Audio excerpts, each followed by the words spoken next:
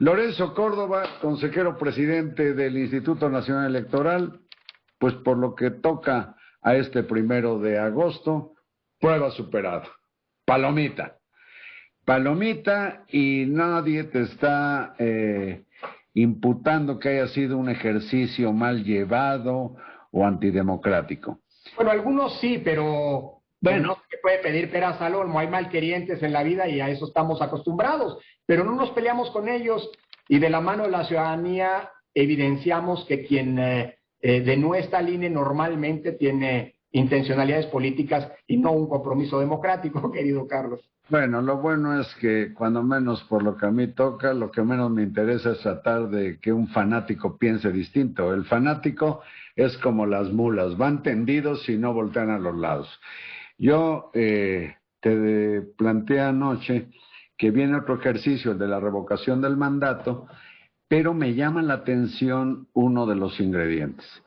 La revocación del mandato, que por otro lado me parece medio inútil porque los presidentes juran para permanecer en el cargo 6 años. Bueno, ahora se supone que en el tercer año se va a ver si la sociedad quiere o no que permanezca en la presidencia licenciado Andrés Manuel López Obrador. Entiendo que es para todos los jefes de poderes ejecutivos en el país, entonces pudieran sumarse otros nombres, pero centralmente el presidente ha promovido o ha hablado mucho de la revocación del mandato y tengo entendido que eso está hecho, pero al revés, donde se aplica la ciudadanía mediante la suma de firmas, no sé qué número, dice, sácate, ya no te queremos y vamos a someter a votación a ver si te vas a tu casa. En efecto, Carlos, a diferencia de la consulta popular que la puede iniciar un grupo de legisladores, el propio presidente o ciudadanos, la revocación de mandato solamente puede ser solicitada por grupo de ciudadanos que firmen esa solicitud en un porcentaje del 3% del listado nominal, que es algo cercano a los 2.800.000 firmas, pero es la única manera de iniciarla, en efecto. Que no dudo que cuando se llegue a esas fechas puedan Morena y sus asociados reunir el número de firmas, pero el principal promotor de la revocación del mandato ha sido el presidente de la República. Bueno, para eso yo creo que van a ser insuficientes 57,000 mesas, que ya no sé si a ustedes les quede qué dinero para eso, porque no me imagino que con lo mismo que tuvieron para las elecciones de junio y para estas 57,000 mesas puedan hacer otra especie de elección. ¿Cómo le van a hacer? No, Carlos, tienes toda la razón, sobre todo porque se trata de otro ejercicio.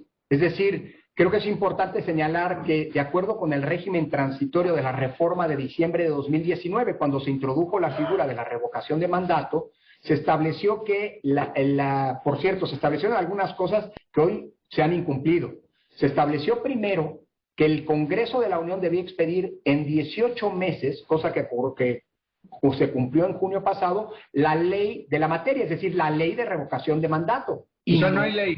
Hoy no hay ley y no sé si haya siquiera iniciativas. Probablemente las haya, pero no se han hecho ni del conocimiento público ni se han discutido. Segundo, el régimen transitorio le pide al INE que emita antes de agosto de este año lineamientos relativos a cómo se van a capturar esas firmas para solicitar la revocación. Eso sí lo vamos a hacer. El INE siempre cumple lo que la Constitución le mandata. Aunque pero hay una ley reglamentaria. Pues es que ese es un problema. Lo ideal es que hubiera ley y a partir de lo que dice la ley hacemos los lineamientos. Tendremos que hacerlos, pues como se dice, a ciegas, y ojalá que si en algún día se expide la ley, pues no haya una contradicción. Si la hay, tendremos que modificar esos lineamientos. Tercera cosa, Carlos.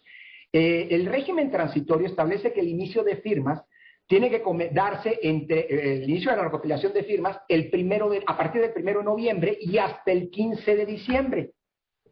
Después, el INE tendrá 20 días para verificar que esas firmas son verdaderas, son verídicas y el número mínimo pedido por la Constitución se alcanza. Caso en el cual, 20 días después, el INE tendría que expedir esa convocatoria. Estamos hablando de principios de enero. y la Constitución nos da 60 días en los transitorios de la reforma constitucional para organizar ese ejercicio. Es decir, estaríamos organizándolo, si se dieran esas circunstancias, por ahí del 6 de marzo. ¿Qué quiere decir esto? Que esto entra con el presupuesto del año que venga. Por eso el INE, previendo lo que ya nos pasó con la consulta popular del domingo pasado, pues tendrá que plantear más o menos el costo de la consulta, de esta revocación de mandato, y por cierto, de eventuales consultas populares que de proceder tendrían que llevarse a cabo en agosto del 2022. Dicho lo anterior, pues la Cámara de Diputados tendrá que generar los recursos al INE necesarios para que se lleve a cabo. Porque tienes razón, Carlos. Esto es como una elección al revés. Si para elegir al presidente se tuvieron que instalar 150 y tantas mil casillas en 2018, pues tendrá que instalarse el número necesario de casillas para que en 2022 pues la ciudadanía pueda pronunciarse con todas, yo diría, con exactamente las mismas garantías que se tuvieron para la elección, porque esto es como una elección al revés. La elección sirve para nombrar a un presidente. Este es un proceso electoral de revocación. Para quitarlo, presidente, y dices bien, o gobernadores o jefa de gobierno que hayan cumplido los 3 años y que en sus entidades se solicite este ejercicio, digamos, ¿no? Lorenzo, a propósito de costos de la democracia, y creo que la democracia es el principal valor colectivo de los mexicanos porque es la que propicia todo lo demás. Yo diría inclusive la existencia y operación de instituciones como por decir algo, el Banco de México, la Universidad Nacional, etcétera. Es decir, la voluntad popular que rige un sistema de funcionamiento con base en una constitución que se resuelve en el Congreso, etcétera, etcétera. Pues esto necesariamente tiene un costo. Y yo te voy a provocar porque creo que vas a quedar reprobado en adquisiciones, en la materia adquisiciones. En la consulta del domingo, supongo que lo menos que hizo el INE fue proveer a todas las mesas de la consulta de un total superior a 90 millones de boletas, para poner sí o no.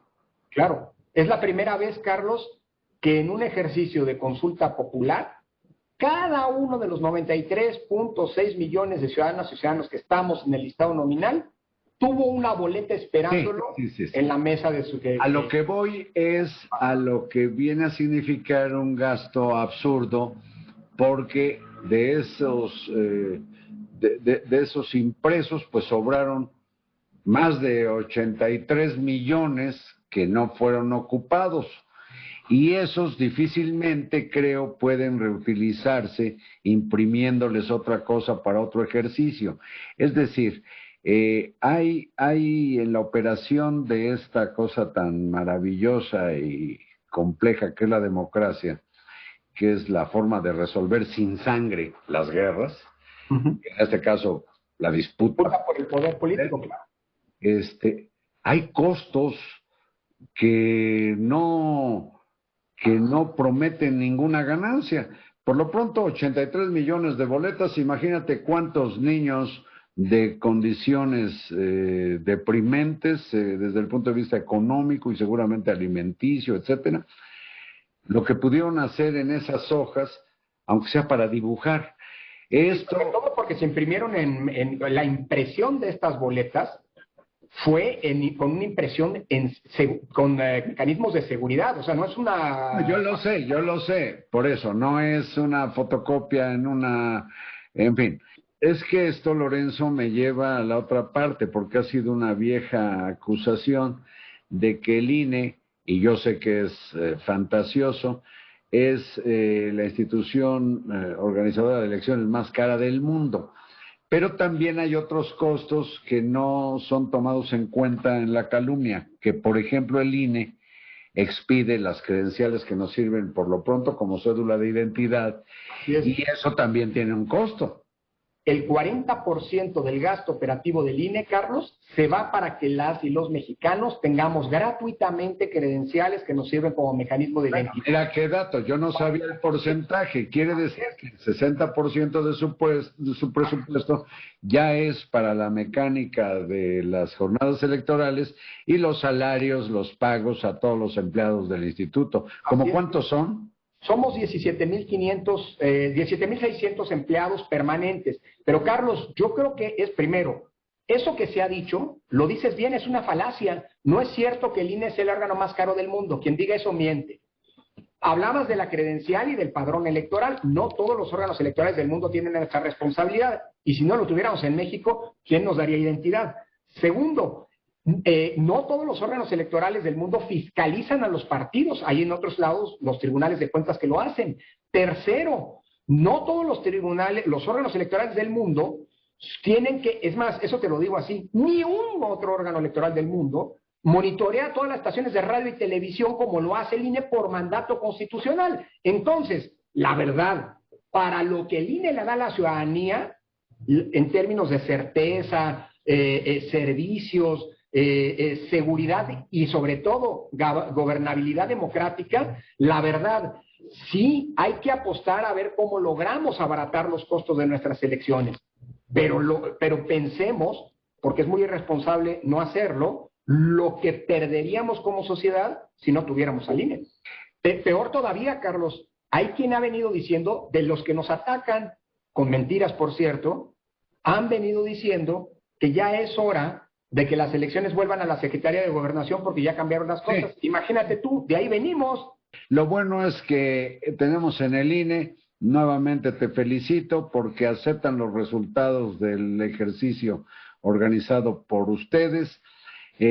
Nadie dice que no haya sido una prueba superada la del domingo y viene ahora el lío de la revocación del mandato, que para acabarla de molar ni siquiera el Congreso ha resuelto que haya una canija ley para que se puedan organizar. Lorenzo, yo te agradezco mucho esta conversación.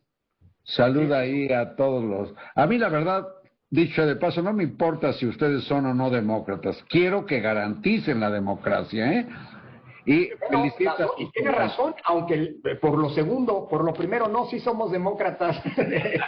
Carlos, gracias. Que tienes el dedo manchado. Ya, lávalo, báñate. Lorenzo Córdoba. No se quite tinta indeleble. Muy en la torre. Bueno, muchas gracias. Gracias, Carlos. Y buenas noches.